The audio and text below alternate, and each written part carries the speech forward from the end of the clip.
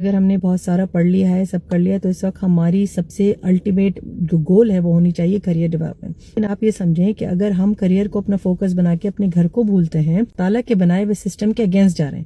ضرور آپ پیسہ کمائیں، اپنے شوہر کی مدد کرنے کے لیے پیسہ کمائیں، لیکن اپنے شوہر سے کمپیٹ کرنے کے لیے پیسہ کبھی نہ کمائیں. کہ عورت کی 2 بھاری ذمہ داریاں ہیں جو اللہ تعالیٰ نے ڈالی ہیں. سب سے پہلے تو ایک عورت کی حیثیت سے اپنی اور اپنے بچوں کی پروٹیکشن، دین کی پروٹیکشن.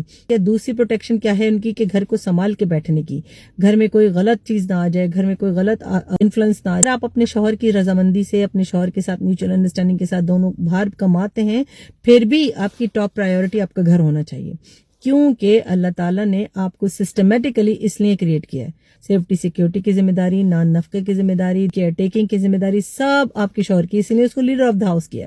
کمپٹیشن میں ایک سیکنڈ پیرالل پرائم منسٹر بننے کے لیے نہیں بنایا اللہ نے. اللہ دونوں کی اپنی اپنی جاب ڈسکرپشن ہے.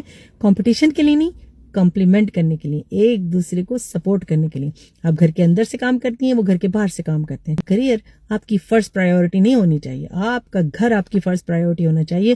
آپ کے بچوں کی صحیح نشوونما، مینٹلی، فزیکلی، ایموشنلی، ہر چیز کی ذمہ داری آپ کی ہے.